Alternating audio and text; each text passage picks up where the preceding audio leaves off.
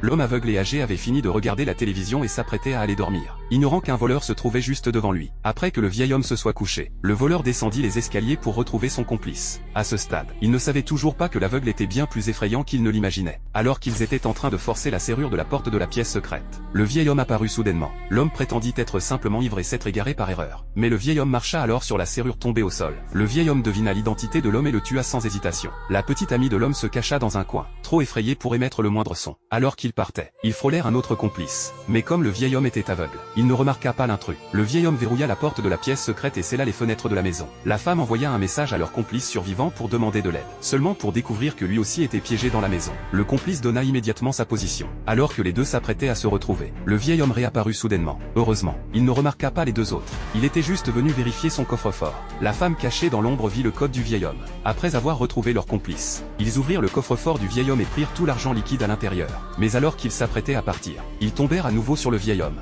Le vieil homme ne remarqua pas leur présence. Cependant, lorsqu'ils reculèrent silencieusement, le plancher en bois grinça.